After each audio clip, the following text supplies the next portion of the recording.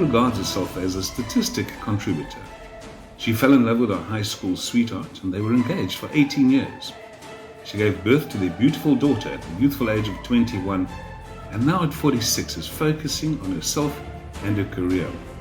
Gayle is a proud ginger ninja, and to add to her list of statistics, she also follows a vegan lifestyle. She has an absolute passion for property development, networking, and is a real let's do wine kind of girl. My mother often tells me, and anyone who wants to hear, that I was the most beautiful child ever to be born.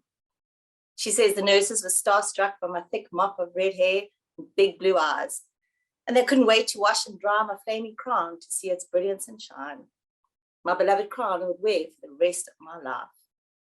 How lucky is Prince Harry to have 2 crowns? They presented me to my mother with beautiful red curls, virgin white skin, and dressed in sunflower yellow from head to toe, a sight I'm sure only a mother could love, and mine did. As I grew up and I got older, I learned that my beloved crown was only admired by those with really good taste, like a really good whiskey. It was an acquired taste of a sophisticated palate. Now, I don't mean for my story to sound depressing, because it really isn't. I've been through various stages of my life, as we all have, and I've learned many things along the way. One being that not everybody likes the same thing, and that is okay. What matters, though, is how you feel about your crown, whatever your crown may be. Gingers receive a lot of special attention by way of pet names. Carrot Top, Duracell, Roycorp are to name but a few.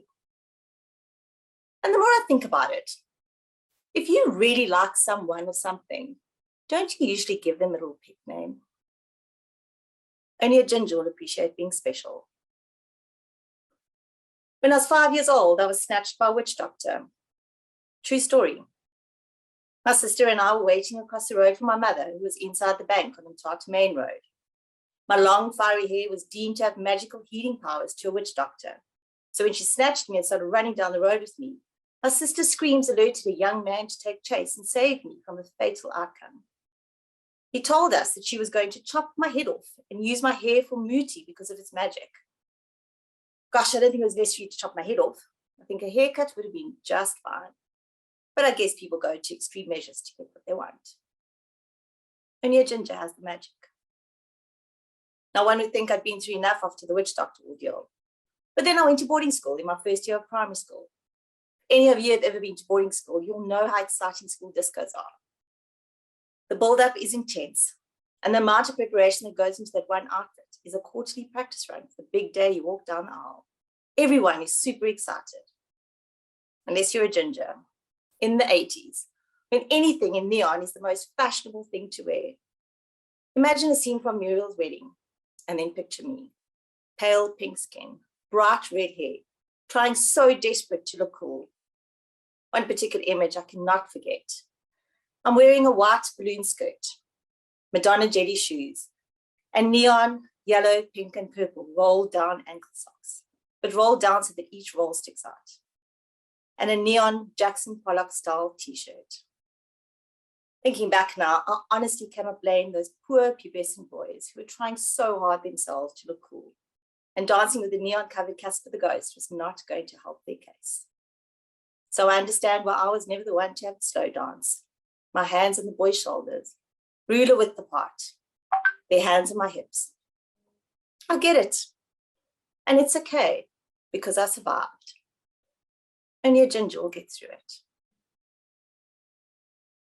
When I hear the expression, only a surfer knows the feeling, I can understand and appreciate the meaning behind the phrase, because only a ginger will understand.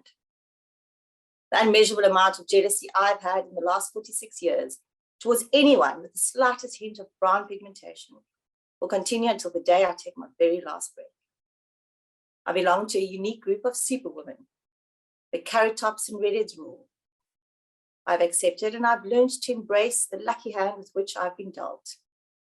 Delicate, pale skin, admired by most, because nobody wants to look like Leatherface from Something About Mary. And freckles that have started a fake freckle tattoo trend because they are so cool. and the joys of getting sun-kissed cheeks while standing under fluorescent light. I will never change the way I am. How lucky am I? Only a ginger can be so blessed. I do think life would have been a lot tougher for me, though, had Nicole Kidman not made her debut on the big screen of Days of Thunder. Suddenly, I had a carrot top representing me and all gingers to the world.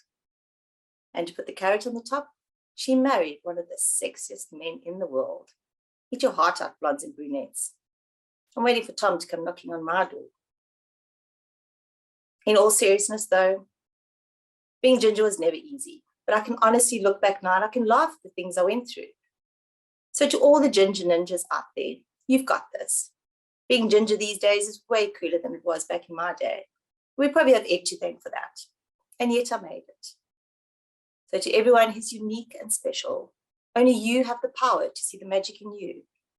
Embrace your uniqueness. Let your magic shine. Laugh at yourself.